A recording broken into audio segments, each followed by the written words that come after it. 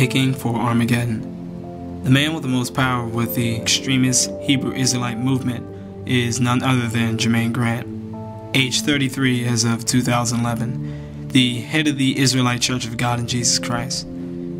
Grant arose from the lower levels of the organization to become its top leader in the year 2000. This was after Christ failed to return to earth to slay or enslave all Edomites, as had been long prophesied by Grant's predecessor, Uriah, the movement's founding father. It was a period of great tumult within the extremist Israelite world. Many of Uriah's high-ranking followers split off to form their own new factions, while inside the church organization, Grant's star ascended just as rapidly as Uriah's fell. A former rap music label owner and restaurateur, Grant is a highly charismatic figure. What's going to happen? Because every time you try to feed it, it ain't that you're compassionate, but every time you try to feed an animal, you get bit. Animals. Although his Hebrew name is Tazadakia, his title is Chief High Priest. He is also sometimes referred to by others as the Holy Spirit made flesh. The Comforter, I really do. I thank God. Today, he can be seen in numerous YouTube videos preaching to gatherings of hundreds and typically dressed in shiny silk robes and head wraps rendered in blues and purples. He's often pictured in stretch limos or tour buses, very elaborately made with his portrait and his nickname, the Comforter. Since 2001, Grant has produced the Archangel Awards, a version of the Grammys for musical artists who are vowed loyalists to the Israelite Church.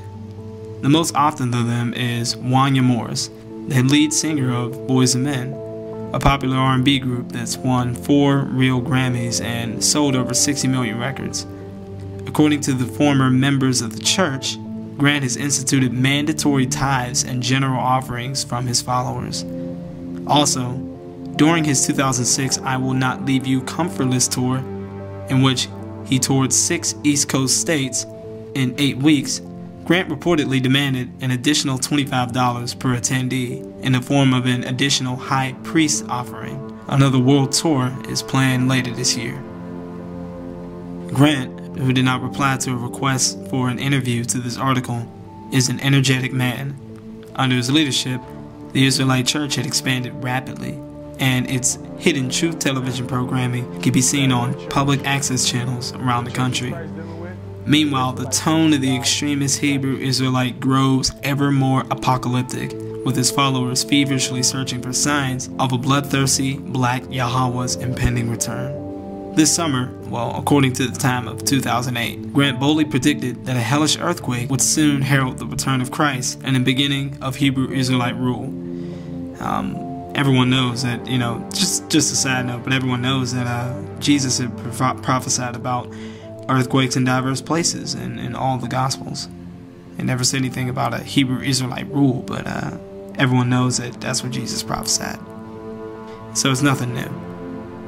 Anyway, he didn't set a date, but his prophecy still heightened the mood of eager anticipation for the coming doom of all enemies of the true Israelites. That, coupled with the increasing militants and the numbers of his movement, is basically what worries us all.